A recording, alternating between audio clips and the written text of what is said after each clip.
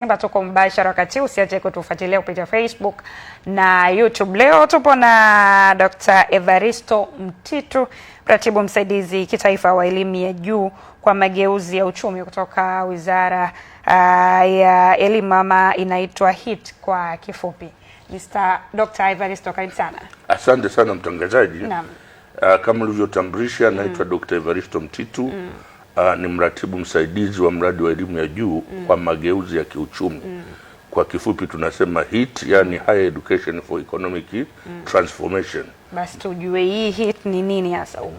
Kwa kifupi sana mtangazaji, mradi wa HIT ni mradi kwanza wenye thamani ya dola milioni 25 ambao ni mkopo wa riba nafuu sana kutoka Benki ya Dunia, ambao lengo lake kuu ni kuboresha mazingira ya kufundishia na kujifunzia kwenye vyuo vya elimu ya juu nchini. Okay. Na tumearifiwa kwamba kutakuwa na uzinduzi wa mpango wa ushirikiano kati ya taasisi za elimu na viwanda. Hapa huu mpango umekaaje, tujue vizuri? Ndugu mtangazaji, kama utakumbuka, tangu Mheshimiwa Rais wa Jamhuri ya Muungano wa Tanzania Dr. Samia Suluhu Hassan aingie madarakani, aliweka mkazo katika kuona elimu inayotolewa inakuwa ni elimu ujuzi ambayo inawezesha wahitimu kupata ujuzi, stadi na maarifa za kuweza kujiajiri na kuajirika. Kwa hiyo katika kutekeleza maelekezo ya Mheshimiwa Rais, Wizara ya Elimu, Sayansi na Teknolojia ilifanya mapitio makubwa ya mitaala ya elimu, sera ya elimu ile ya 2014, tukaja na toleo la 2023. Sasa kupitia maboresho haya sasa tukatakiwa kushirikisha viwanda kwa maana ya waajiri, ili wakati wa maboresho na utekelezaji wa mitaala iboreshwe, iandaliwe katika maana ya kuakisi mahitaji halisi, mahitaji sahihi ya ajira ndani ya nchi na nje ya nchi. Asante. Na katika hili hamuoni kwamba kulikuwa na haja kabla ya kuwafikia hawa watu ambao ni waajiri, hii mifumo ingeanza kuboreshwa kuanzia huku chini, kwamba mtoto wakati anasoma kuanzia shule ya msingi anasoma kitu ambacho atakisomea, kuliko kusoma miaka 6 ambavyo tutaanza hivi karibuni, alafu baada hapo anasoma tena kidato cha 4, kidato cha 5 na cha 6, afu ndo anakuja kufika chuoni. Huko tuna mpango gani? Ndugu mtangazaji, kama nilivyosema awali kwamba maboresho haya ya mitaala yameanzia shule za msingi mpaka vyuo vikuu, na maboresho haya ndio yanashirikisha sasa waajiri. Okay. Kwa sababu waajiri ndio wanajua aina ya ujuzi, aina ya stadi, aina ya maarifa yanayohitajika huku. Kwa hivi uzinduzi wa leo ambao utaongozwa na Mheshimiwa Balozi Dr. Emmanuel John Nchimbi, ni uzinduzi wa mwongozo ambao unaongoza au unawezesha kuwepo na utaratibu mzuri wa mashirikiano kati ya taasisi za elimu na viwanda waajiri. Okay. Na tukio hili linamaanisha nini sasa katika mustakabali wa elimu na ajira nchini? Tukio hili kwa kweli linamaanisha dhamira. Sasa dhamira ya serikali kuanza kutoa elimu kwa vitendo. Awali sio kwamba taasisi zote zilikuwa zinatoa elimu yenye mlengo wa nadharia peke yake. Kuna taasisi kama hospitali, kuna taasisi kama vyuo vya afya, kuna taasisi kama hizi Mbeya University of Science and Technology, na taasisi ambazo ziko chini ya NACTVET. Kwa kuanzishwa kwake tu zilikuwa zina mlengo wa kutoa elimu ujuzi, lakini vyuo vilivyo vingi sasa na shule huku chini vilikuwa vimelenga zaidi kutoa elimu ambayo imelenga zaidi kupata maarifa bila ujuzi. Matokeo yake sasa tukawa tunazalisha wanafunzi ambao hawawezi kujiajiri na hawawezi kuajirika. Sasa suluhu sasa hii ya serikali kusisitiza sasa tuhame sasa kutoa aina hiyo ya elimu, tutoe elimu fungamanishi. Elimu fungamanishi inayofungamanisha kati ya nadharia na vitendo. Asante sana mtazamaji, tupo na Daktari Evaristo Mtitu, ni mratibu msaidizi kitaifa wa mradi wa HIT kutoka Wizara ya Elimu, Sayansi na Teknolojia. Unaweza kuungana nasi ukatupigia simu na kutoa maoni yako kupitia namba za simu ambazo unaziona hapo kwenye runinga yako. Dr. Evaristo, ndio tunakutana ni mkutano ama mashirikiano baina ya taasisi za elimu na waajiri. Lakini elimu yetu pia inalenga hayo maboresho, yanalenga zaidi huyu mtu ajiajiri. Hapa sasa na awe na sifa za kuajirika. Okay. Na kwa habari ya maboresho sasa kwa maana elimu ya vitendo, kwa maana hiyo tutegemee kwamba shule ya msingi wataanza kusoma ususi, watakuwa na fuma zile kili, watakuwa wanafanya ushonaji, au ni vitendo vipi hapa tunavyozungumzia? Exactly, ndugu mtangazaji. Kama unavyofahamu kupitia haya maboresho ya mitaala kuanzia hii elimu msingi, unaona tofauti na mitaala kabla ya hii iliyoanza kutekelezwa, mitaala ya sasa inajumuisha elimu ujuzi na elimu ya ujumla. Maana yake nini? Mwanafunzi anayesoma shule ya msingi anasoma katika uelekeo wa aina mbili. Anasoma elimu ya ujumla lakini pia anasoma na elimu ya ujuzi. Sasa anapokuja kuhitimu elimu ya msingi ambayo sasa ni ya miaka 10, mwanafunzi huyu anapata vyeti viwili. Anapata cheti cha elimu ya ujumla lakini pia anapata cheti cha elimu ya ujuzi ambao aliusomea kulingana na machaguo yake. Maana yake nini? Mfumo huu wa sasa wa elimu umenyumbuliwa kutoa fursa kwa wanafunzi walio wengi waliokuwa wanapotea shule ya msingi kupata mafunzo yanayohusu amali. Amali kwa maana ya mafunzo ya ufundi na ufundi stadi. Kwa hivyo anapomaliza shule ya msingi tu hawezi kubaki mtaani bila ujuzi wowote. Atakuwa na ujuzi wa kujenga, ujuzi wa upishi na kadhalika, na unamsaidia kujiajiri. Dr. Evaristo, tunaye mtazamaji hapa kutoka Morogoro. Habari za asubuhi? Salama. Karibu sana Edwin. Mimi naitwa Edwin John Swale. Naam, karibu. Nilikuwa nataka kuuliza kwa wale vijana ambao wako mtaani wanapataje hizi taarifa za kuhusiana na hii mada inayoendelea? Asante sana Edwin. Na mtazamaji alikuwa anauliza kuhusu namna ya kupata taarifa, lakini nafikiri kuna namna hapo swali itakuwa hajaliweka vizuri.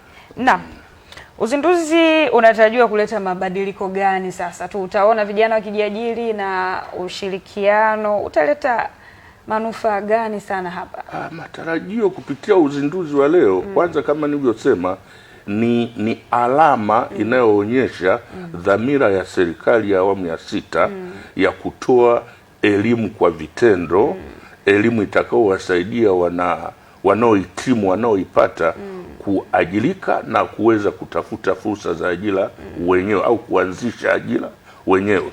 Sasa matarajio ni kwamba baada ya uzinduzi huu kutakuwa na kushamiri kwa mashirikiano kati ya viwanda na taasisi. Tunapozungumza waajiri, tunatamani sana wanafunzi wanapokuwa vioni, wanapokuwa shuleni, wakati fulani wanaenda kujifunza kinachoendelea kule kwenye ajira, kwenye viwanda.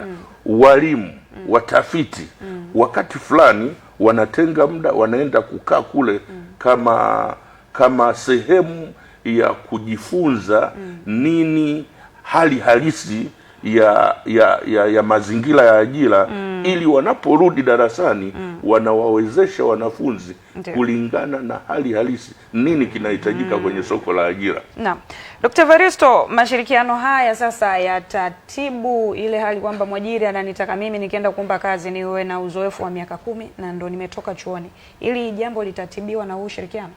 Kwa kiasi kubwa litatibiwa sana na ndio msisitizo wa serikali kwamba kwa kuwa sasa tunaenda kuwa na aina ya mafunzo yanayofungamanisha nadharia na vitendo, mwanafunzi wakati wa masomo anashiriki kwenye kazi za vitendo zaidi, basi ushiriki wake kwenye haya majukumu ya vitendo, shule ya vitendo itakuwa tayari ni sehemu ya kujengewa uzoefu, uwezo na kadhalika.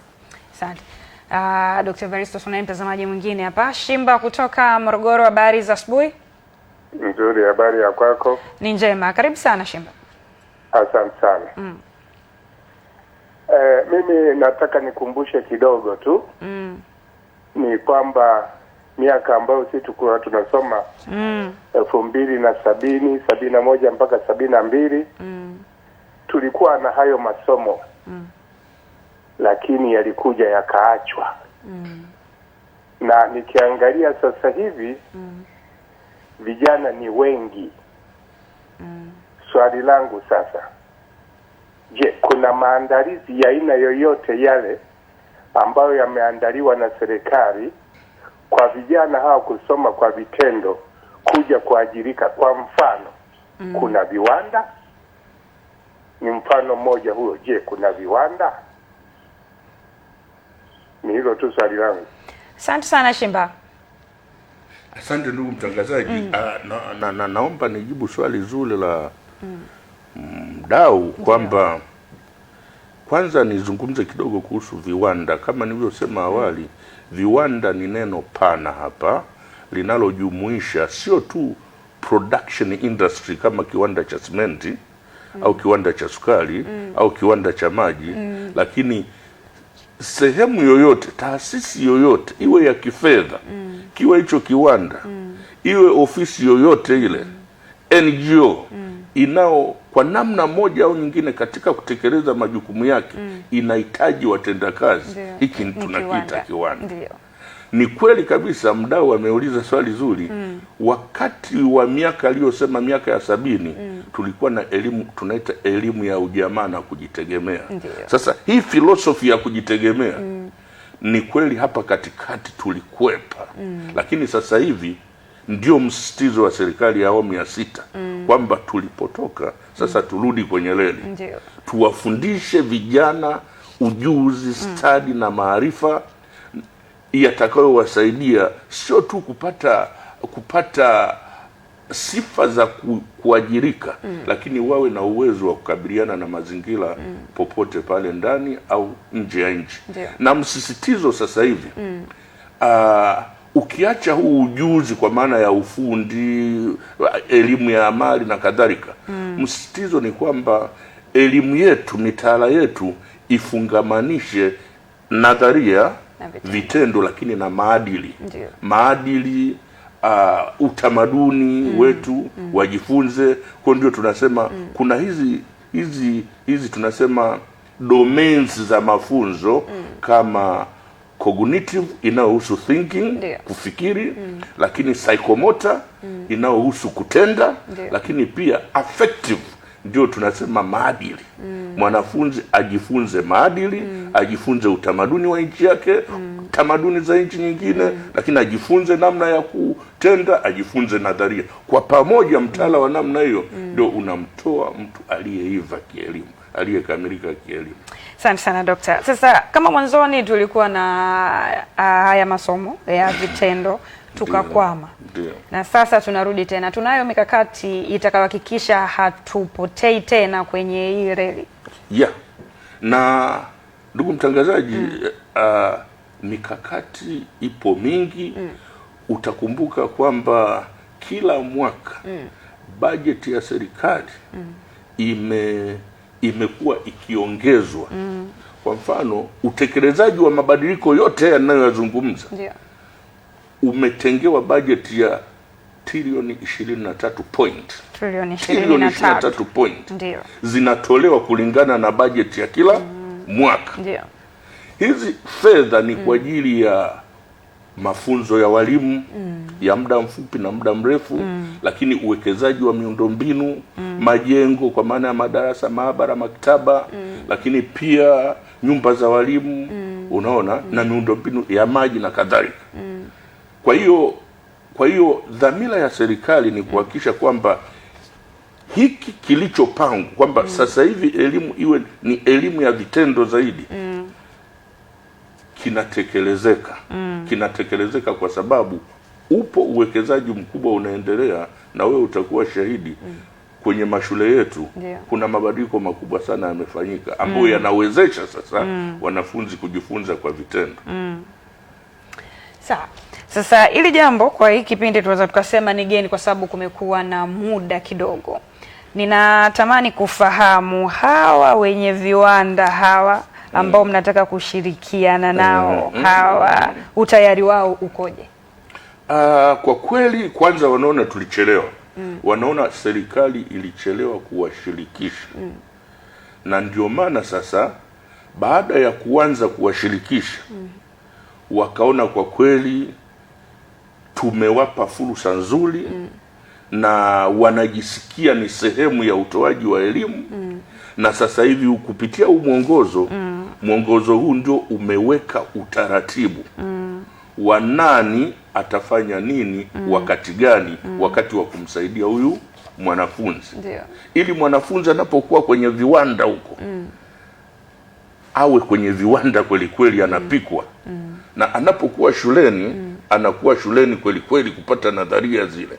Sasa anapokuwa kiwandani role ya mwenye kiwanda, mwajiri itakuwa ipi? Nafasi, majukumu ya serikali yatakuwa yapi? Majukumu ya wazazi yatakuwa yapi? Ndio kazi ya huu mwongozo.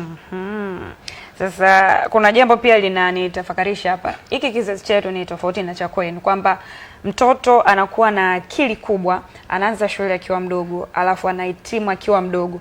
Tumerahisisha zaidi uhusiano wa taasisi za elimu na viwanda. Huyu mtoto amehitimu akiwa mdogo na anaelewa anaenda kufanya nini. Hatuoni kama tutaajiri pia watoto wadogo sana? Swala la ajira na swala la umri lipo kisheria kwamba mtoto ni mtu wa umri gani, unaona. Lakini ukiangalia kwa maana ya umri wa watoto kuanza shule mpaka kuhitimu chuo kikuu ni miaka kati ya 20 hapa mpaka 20 na ngapi, 23. Kuhitimu sijui kidato cha 4 cha 5 ni zaidi ya miaka 10 na ngapi, 18. Kwa unakuta ni umri mwafaka kabisa kwa mtu kujiajiri. Lakini niseme tu kwamba swala hili la kujiajiri pia ni swala pana, swala mtambuka. Tunataka huyu mtoto tangu analelewa utotoni ajifunze masuala ya kazi, ajifunze masuala ya maadili, na ajifunze masuala ya kuheshimu watu, kuheshimu serikali na kadhalika. Kwa mfano nimemsikia mwanaharakati mmoja anabeza jitihada za serikali za kuhimiza, kuweka mkazo ufundishaji wa kusoma, kuandika na kuhesabu, akisema kwamba yeye angekuwa yeye angesitiza kutafakari, yani angefuta K2 ibaki K1 na iwe kutafakari. Sasa najiuliza, mtu anawezaje kusoma bila kutafakari? Anawezaje kuhesabu bila kutafakari? Anawezaje kuandika bila kutafakari? Unaona, ni watu tu wanaamua kukosoa serikali, jitihada za serikali bila kujua na Basi kwa dakika moja tulobakiwa nayo tukumbushe uzinduzi unafanyika wapi, ni saa ngapi?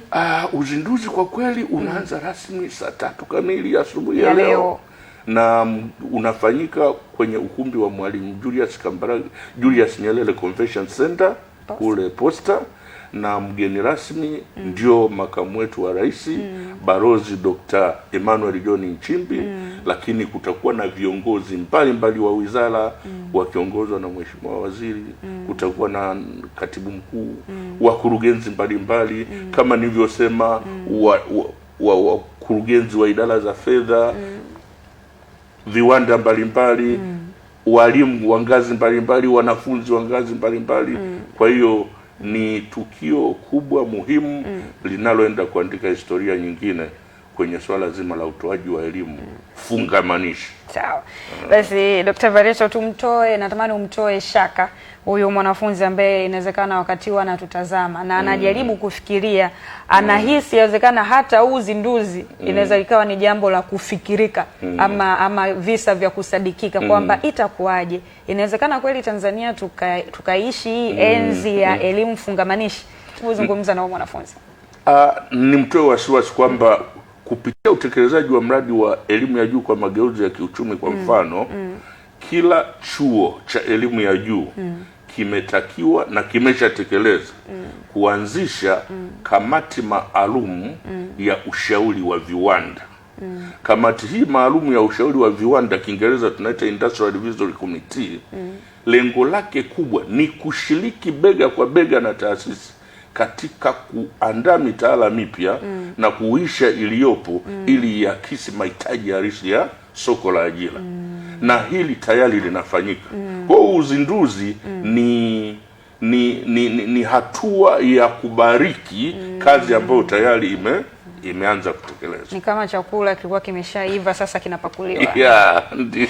Asante sana Dr. Evaristo. Mtazamaji, asante sana kwa kutazama kipindi cha Kumekucha. Ilikuwa ni Dr. Evaristo Mtitu kutoka Wizara ya Elimu, Sayansi na Teknolojia, tukizungumzia kuhusu uzinduzi wa ushirikiano baina ya taasisi za elimu pamoja na viwanda ili pawe na uhusiano. Tunazungumzia kwa habari ya elimu ya maarifa pamoja na ujuzi ili kuhakikisha vijana na wanafunzi wa Kitanzania wanakuwa na uwezo wa kuajiriwa lakini pia kujiajiri. Mimi ni Victoria Mwakisimba, asante sana kwa kutuchagua ITV asubuhi hii, na kifuatacho hivi punde ni taarifa ya habari marudio.